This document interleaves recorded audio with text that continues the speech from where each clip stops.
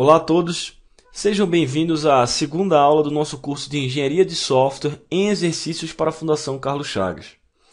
Bom, eu imagino que se você chegou até aqui, você já deve ter assistido a primeira aula desse curso, onde nós abordamos alguns assuntos básicos aí, como metodologias de software, RUP, requisitos e gerência de projetos, do ponto de vista da engenharia de software. Fizemos várias questões sobre esses assuntos, mas eu havia comentado com vocês que na verdade esse curso seria dividido em duas aulas. Então estamos aqui na segunda aula, onde vamos estudar e resolver várias questões dos assuntos restantes de acordo com os nossos tópicos a serem estudados da engenharia de software, pessoal. Então, basicamente, a gente vai seguir as mesmas regras que a gente combinou lá na nossa primeira aula, ou seja, esse é um curso de exercícios, então eu estou partindo do princípio que você já estudou a teoria, apesar de eu fazer algumas revisões e relembrar alguns aspectos durante a nossa aula, eu passo muito rapidamente por eles. Então, o ritmo ele é realmente diferenciado em relação a uma aula teórica. Aqui eu já parto de várias premissas, considerando que você já conhece esses assuntos, para a gente poder dar velocidade na resolução das nossas questões e fazermos o máximo delas possível, ok? Beleza, então tudo aquilo que eu falei na primeira aula não vou repetir agora, né? Para não aborrecer muito aí quem já viu todos aqueles meus recados, mas lembrem-se que as mesmas regras se aplicam aqui. Então, o que a gente vai ver nessa segunda aula, pessoal? Que tipos de exercícios vamos resolver aqui? Bom, restaram alguns assuntos. O que a gente vai ver? Análise de projeto orientado a objetos, testes e qualidade de software, UML e padrões de projeto. Okay? Assim como vimos 4 assuntos, 4 tópicos na nossa primeira aula, eu deixei mais outros 4 tópicos para vermos nessa segunda aula, meio que dividir o tempo entre as duas aulas igualitariamente. Ok, pessoal? Então, espero que todos já saibam como é que funciona um curso de exercícios, que todo mundo já viu a primeira aula, ou mesmo outros cursos de exercícios aí que a gente já publicou, as mesmas regras se aplicam aqui. Então vamos lá.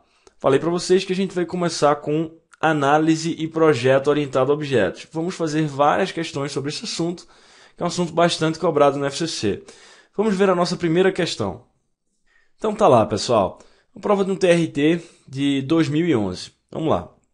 Sobre os conceitos de orientação a objetos, considere: número 1. Classe encapsula dados para descrever o conteúdo de alguma entidade do mundo real. Objetos são instâncias de classe que herdam os atributos e as operações da classe. Superclasse é uma especialização de um conjunto de classes relacionados a ela. Operações, métodos ou serviços fornecem representações dos comportamentos de uma classe. Então, na verdade, pessoal, a gente começa a falar sobre análise de projeto OO aqui. E claro que nós vamos falar especificamente sobre análise e projeto, que são atividades específicas, mas como elas são baseadas no paradigma de orientação a objetos, eu não poderia falar sobre isso sem resolver algumas questões sobre orientação a objetos aqui com vocês. Okay? Então lá na minha aula teórica, quem já assistiu, eu basicamente inicio a aula falando sobre esses conceitos para a gente já consolidar eles na nossa cabeça e podermos partir para conceitos mais sofisticados de análise e projeto. Então, já que esse assunto está aparecendo aqui para a gente, vamos dar uma revisada em cima desses principais tópicos aqui. A questão falou sobre vários elementos aí, né? Classes, objetos, especialização, operações, métodos e assim por diante. Tudo isso daí tem a ver com orientação a objetos. Vamos dar uma rápida relembrada aqui sobre esses tópicos. Olha só, pessoal. Então tá lá na tela para vocês. Vamos dar uma revisada no paradigma OO, porque várias questões da FCC cobram esses conceitos de orientação a objetos. Olha só. O paradigma OO ele basicamente veio como uma resposta ao enfoque tradicional, pessoal. Como é que se pensava em desenvolvimento de sistema antigamente? Basicamente você olhava os sistemas como nada mais do que um conjunto de programas que executam processos sobre dados. Então você tinha uma série de funções, uma série de operações que atuavam de maneira separada e não integrada aos dados os quais eram manipulados por essas funções. Normalmente você tinha um arquivo ou um módulo com uma série de variáveis globais que poderiam ser manipuladas por qualquer função de todo o seu sistema, em outros módulos, por exemplo, do seu sistema, e ao manipular esses dados, as funções geravam os resultados na tela de volta para o usuário. Então esse é o enfoque tradicional, funções separadas de dados. Então o sistema era visto como uma série de programas que executam um processo sobre dados. Só que é exatamente aquilo que eu falei para vocês na aula teórica, né, pessoal? Quando a gente está modelando um sistema simples, ou seja, eu quero pegar um número, somar com outro e imprimir na tela, por exemplo. Ok, é fácil de você modelar um sistema dessa forma.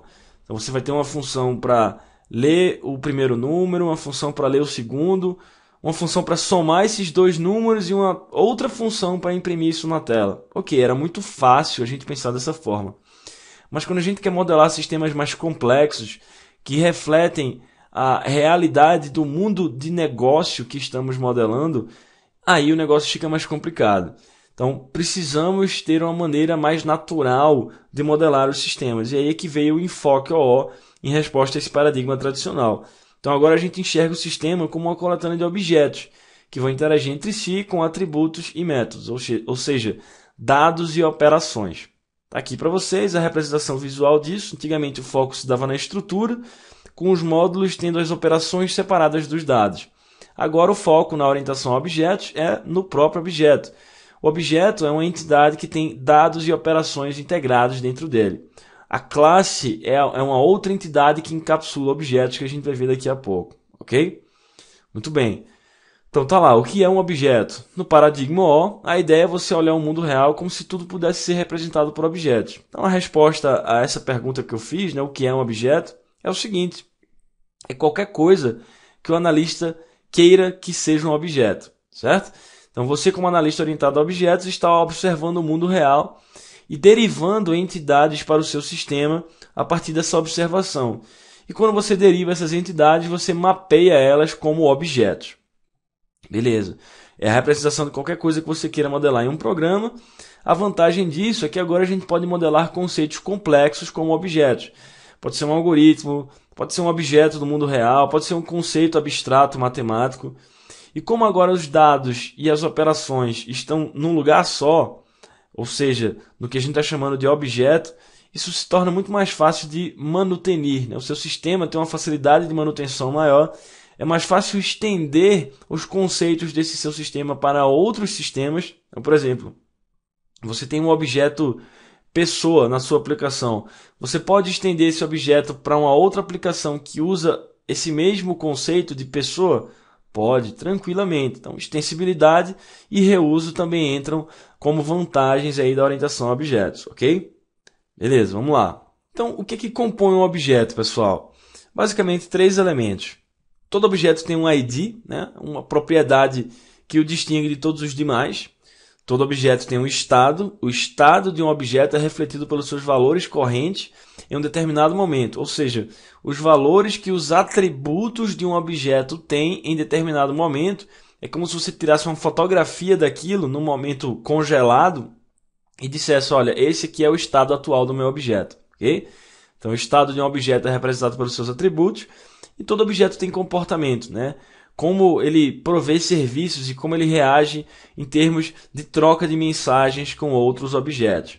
Então, serviços, operações, métodos, tudo isso são representações do comportamento de um objeto. Muito bem.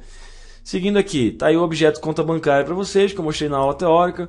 Algumas operações que você pode fazer em cima dele, depositar, retirar, e os atributos que refletem o estado desse objeto. Número, saldo e titular e os seus valores.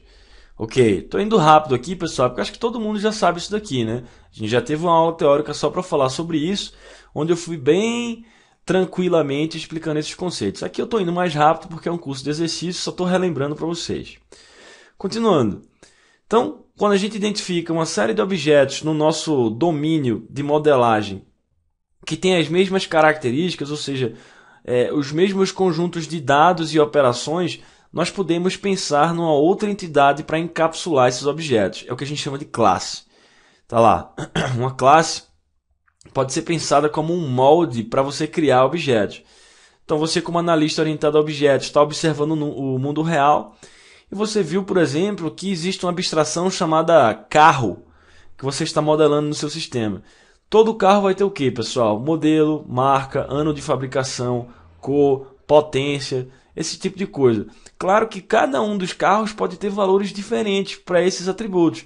Um carro é de uma marca, o outro é de outra marca, os modelos podem ser diferentes, mas todos eles têm esse mesmo esqueleto.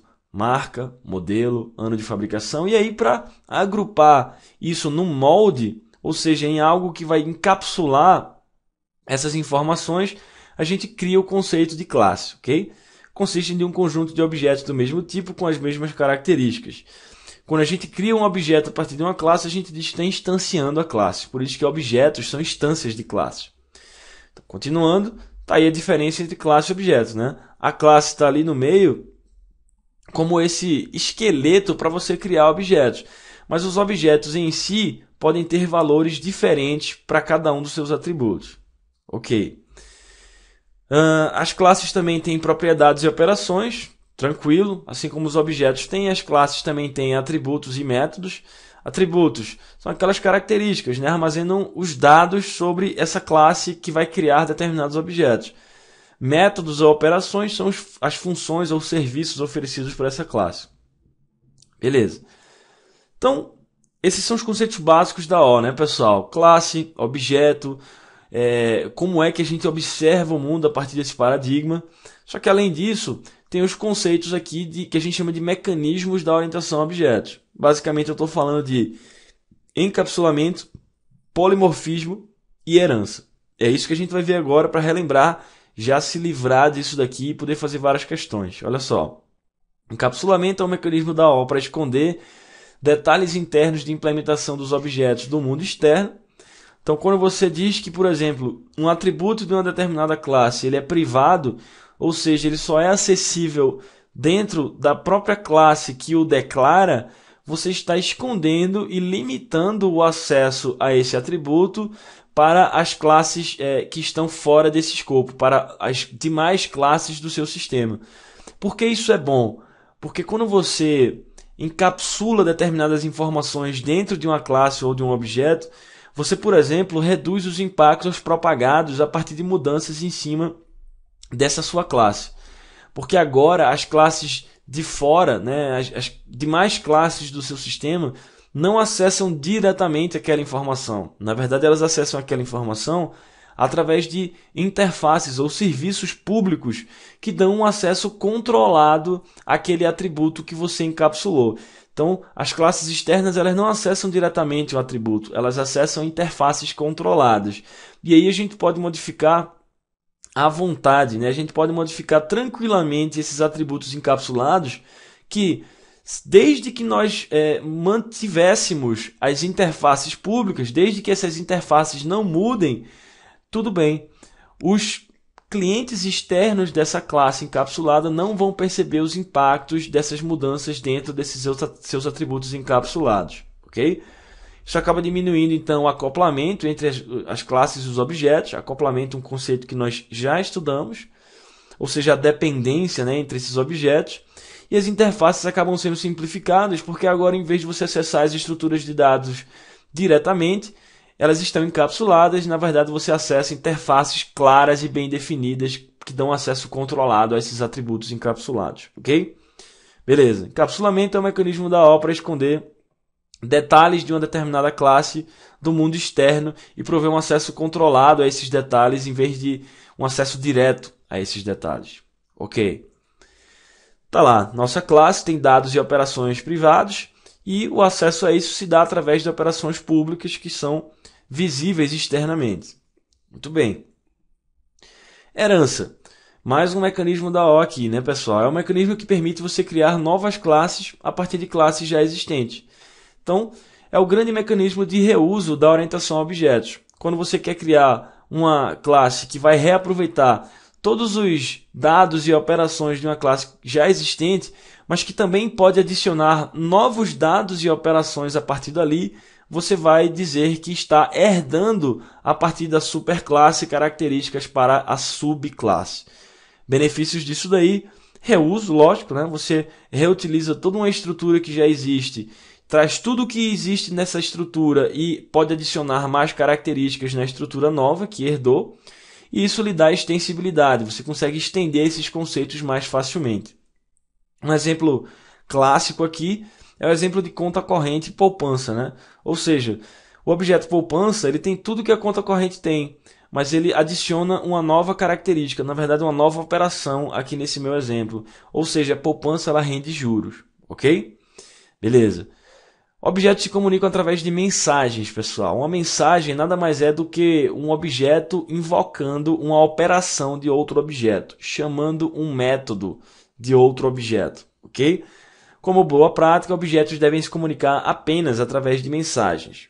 Não quer dizer que não seja possível você se comunicar de outras formas, mas a melhor prática é você se comunicar através de mensagens. Beleza? Tá aí o exemplo para vocês. Um objeto cliente que se comunica com o objeto servidor através de uma mensagem. O que é uma mensagem? Uma chamada de método do objeto cliente ao objeto servidor, como por exemplo, creditar ou debitar na sua conta corrente. Por fim, o último mecanismo aqui para a gente voltar para a questão, o mecanismo de polimorfismo, né? Quer dizer várias formas, se a gente for traduzir isso daí. Denota uma situação onde um objeto pode se comportar de maneiras diferentes ao receber a mesma mensagem. Então, o que é uma mensagem? É uma chamada de operação. Através de polimorfismo, através da mesma chamada de operação, você vai ter um resultado diferente. Você vai ter a impressão que uma outra operação foi chamada, porque através do mecanismo de polimorfismo você pode escolher, inclusive em tempo de execução, qual vai ser a operação que realmente será invocada. Existem dois tipos de polimorfismo, o estático e o dinâmico. Estático conhecido como sobrecarga e o dinâmico conhecido como sobreposição. Está aqui o polimorfismo estático, também conhecido como sobrecarga. Ele acontece quando você implementa a mesma operação duas ou mais vezes numa mesma classe. A mesma operação implementada várias vezes na mesma classe. Está aí o exemplo. Ó. Eu tenho a classe Graphic que tem dois métodos. Draw. O primeiro tem o mesmo nome do segundo. É o mesmo nome de método. Veja lá, public void draw. Só que qual é a diferença? A diferença é que a assinatura desses métodos é diferente. A assinatura em Java, por exemplo, isso varia de acordo com a linguagem de programação, tá? Mas em Java, ela é estabelecida pelo nome do método mais os seus parâmetros, ok? Nome do método mais os seus parâmetros. Por exemplo, o número dos parâmetros, a ordem dos parâmetros, os tipos de dados dos parâmetros. Então aí no exemplo que vocês estão vendo, apesar do nome da operação ser o nome ser o mesmo, draw, a assinatura é diferente, porque o primeiro tem 2 parâmetros e o segundo tem 3 parâmetros. Isso é considerado um polimorfismo. E por que ele é considerado estático? Você não precisa colocar o software para rodar para decidir isso daí. Porque em tempo de compilação, o compilador sabe qual vai ser a operação chamada pela diferença de assinatura entre as chamadas dos métodos. Ok? Beleza. Por fim, o polimorfismo dinâmico tem esse nome porque ele ocorre em tempo de execução e acontece numa hierarquia de heranças, quando na verdade uma subclasse que está herdando de uma superclasse sobrepõe o método original. O método vai ser escolhido em tempo de execução e não em tempo de compilação. A escolha aqui não depende da assinatura dos métodos, ok? Depende do tipo de objeto que recebe a mensagem. Então, o exemplo que eu mostro aqui para vocês, a gente tem uma classe abstrata forma, aqui na esquerda, que tem um método chamado calcular área. Ok. Isso é herdado para aquelas outras duas classes ali na direita, aquela ali de cima chamada triângulo e essa aqui de baixo chamada círculo, que tem implementações diferentes para calcular a área. No triângulo, você retorna base vezes altura sobre 2. No círculo, você retorna πr ao quadrado. São implementações diferentes para esse método de calcular a área. Isso é um polimorfismo dinâmico. Por quê? Porque você só consegue decidir isso em tempo de execução. Você vai decidir isso baseado no tipo de objeto que é passado em tempo de execução. Em tempo de escrita do código, você só faz referência ao objeto genérico. No caso aí, o objeto, a classe forma. Mas em tempo de execução, você vai instanciar um triângulo ou um círculo. E aí, dependendo do que for passado, o polimorfismo dinâmico sabe que operação vai ser chamada. Se vai ser aquele calcular área ali de cima ou esse aqui de baixo. Beleza? Muito bem, pessoal. Então, chega de falar aqui sobre teoria. Já matei vários conceitos aqui de ó, a gente pode fazer várias questões agora. Vamos voltar na questão que a gente estava resolvendo, que agora que nós revisamos isso daqui, a gente tem plenas condições de resolver aquela questão lá. Olha só. Sobre orientação a objetos, então, considere 1. Classe encapsula dados para descrever o conteúdo de alguma entidade do mundo real. Esse número 1, pessoal, ele foi considerado errado, tá? Assim, ele é um pouco impreciso. Deixa eu dizer a vocês por quê. Primeiro, você pode interpretar isso aí de duas maneiras. Você pode dizer que, na verdade, classe ela encapsula dados e comportamento para descrever o conteúdo de alguma entidade do mundo real. Isso é uma primeira interpretação de por que essa assertiva aí estaria falsa. Seria dados e comportamento. Ou você poderia interpretar da seguinte forma. Na verdade, você como analista orientado a objetos, quando você identifica uma entidade do mundo real, primeiro você mapeia aquilo para um objeto. A classe é um conceito que vem depois. Quando você identifica objetos semelhantes, aí sim você cria uma classe para encapsular aquilo. Mas quando você olha para o mundo real, no primeiro momento você identifica objetos. Então, são duas interpretações que você pode considerar. Ambas tornam essa assertiva 1 falsa, ok? Errada por causa disso. A segunda, objetos são instâncias de uma classe que herdam os atributos e as operações da classe. Essa questão foi considerada verdadeira, só que, mais uma vez, ela não foi 100% precisa, né? Na verdade, objetos não herdam atributos e operações da classe. Quando você instancia um objeto a partir de uma classe, você está criando um objeto daquela classe. E é claro, como a classe ela é o template, né? Ela é o elemento que encapsula os objetos, quando você cria o objeto, ele é criado com as mesmas características da classe, né? Os mesmos atributos e operações. Os valores dos atributos podem ser diferentes, mas os atributos em si são os mesmos, ok? Então, na verdade, quando você instancia um objeto na classe, ele vem com essas características, mas não quer dizer que herda, né? Na verdade, o conceito de herança se dá entre classes. Mas tudo bem, deu para entender o que a questão quis dizer, essa segunda assertiva foi considerada verdadeira. Beleza. Terceiro, superclasse é uma especialização de um conjunto de classes? Não, é o contrário, né, pessoal? Superclasses é uma generalização de um conjunto de classes. Superclasse é a classe mais genérica, subclasse é a classe mais específica, ok? Questão 3 aí está falsa, porque na verdade superclasse não é uma especialização, é uma generalização de um conjunto de classes. E a quarta, operações, métodos ou serviços são representações do comportamento de uma classe. Perfeito, né? Exatamente o que eu falei para vocês. Operações, métodos, serviços, funções, chame da forma que você quiser, tá? Depende da linguagem de programação. Por exemplo, em C++ a gente chama de função, em Java a gente chama de método, mas todos esses conceitos são formas de você representar comportamentos de uma determinada classe, ok?